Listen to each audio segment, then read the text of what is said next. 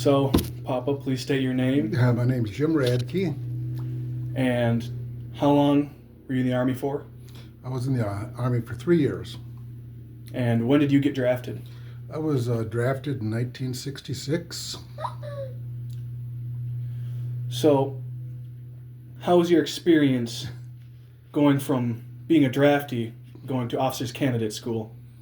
Well, it was a wild, different experience. I didn't volunteer for the Army. They chased me more than I chased them. I was drafted, Private E1, stationed first for basic training in Fort Hood, Texas, and then went through what's called individual training with armor. Drove A41, A1 tank through the deserts of Texas. But somewhere along the line, I got a call, and they said because I had done well enough in my entrance test when I went in the Army, that I was eligible for Officers Candidate School. And that's how I ended up going to Officers Candidate School. And how long would you say it took you to go from officers candidate school then to Vietnam? Well, when you graduate from Officers Candidate School, you come out a first lieutenant. And that was quite a change from Private E1 to, I went to be an E5, equivalent to a sergeant in training, and then came out a first lieutenant, or second lieutenant. And it takes 6 months to get through Officers Candidate School, and that it usually takes anywhere from a year or so to be stationed somewhere else. And usually back then, somewhere else was Vietnam. And so I was sent to Battle Creek, Michigan, and I was in charge of all the reservists in both the states of Indiana and Michigan as far as getting their travel arrangements. I graduated in transportation officers candidate school, so they thought that was a logical thing to do, assign me there. And in your time in Vietnam, what was your main role? I had a couple of different roles in Vietnam. Initially, my main role was to be a platoon leader in the 552nd Transportation Company in Long Binh, Vietnam. But I was also assigned a more interesting position of Civic Actions Officer. And among other duties, I was assigned a village, and it was my job to go out to the village and convince the Vietnamese people there that the Americans were the good guys. And how many years were you in Vietnam for? Usually it's 1 year tour, and that's what I was, just slightly under 1 year. And you were in Vietnam in 1968, correct? Correct, yep. And what would you say is either one of your best stories from Vietnam or just something notable that happened? I got many stories from Vietnam. I can tell one that's kind of interesting, where in my role as Civic Actions Officer, I got a call one day from my company commander, and he said, hey, you got to go up to the Corps headquarters. There's a couple of generals up there, and they have maids that they want taken to their home in Saigon. I said, all right, and there was going to be two of them, and I always have a driver go with me, so I thought, well, I better take a sedan instead of a deuce and a half. Deuce and a half is like a big pickup truck, dump truck. In Vietnam, the bigger the vehicle you have, the more right away. There weren't a lot of traffic laws. So anyhow, I took a sedan and I drove up to the headquarters, found where the general's quarters are at, and out come these two young Vietnamese girls. And I soon realized that they weren't maids of the generals, they were something special to them. And it was my job to take them down to Saigon and find their parents. So we boarded up, took off from Long Binh, headed south to Saigon, and the first obstacle was the main bridge was blown out.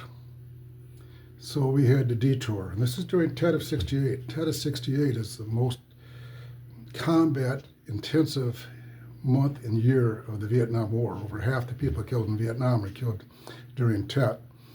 So I took an alternate route and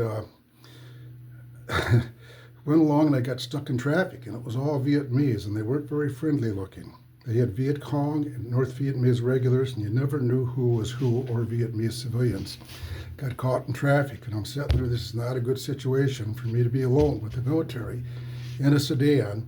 And luckily I saw what looked like a long-range reconnaissance patrol person. And I went over to him and said, what are you doing here? And he looked at me, and I could tell he was somewhere where he shouldn't be. I said, get me out of here. He jumped on the hood of the car, and he took his rifle and shot about 3 or 4 rounds into the air, and all of a sudden the traffic opened up. we got moving with him riding in the front of the truck or the vehicle, and slowed down. He got in. It wasn't much longer than that. A firefighter shot up over our head where someone was ambushing us, and we just kept going. I didn't have a rifle with, I just had a pistol, and we just kept going. And when I got to Saigon, it was unbelievable. I'd been there many, many times before, and the route was undetectable. Buildings were blown down, roads were blown up, people going around all confused, and you could tell it was just chaotic. And they gave me directions where their parents lived next to Townsend Air Base. So we wound our way through the rubble on the streets and rounded this one corner, and this girl started to cry. I said, why are you crying? And she says, that's my house.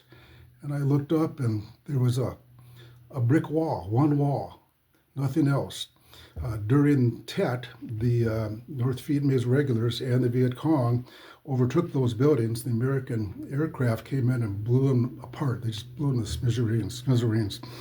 And so anyhow, we were charged with the idea of trying to find out where her parents were at. So we got out, talked to some people, and they said, there's kind of a refugees area over here. And it was raining, and we finally got to it and got down, and she met her parents, and it wasn't glee. It was just downright frowns at us from their parents because the Americans had just blown their house away. And so what happens? We get stuck.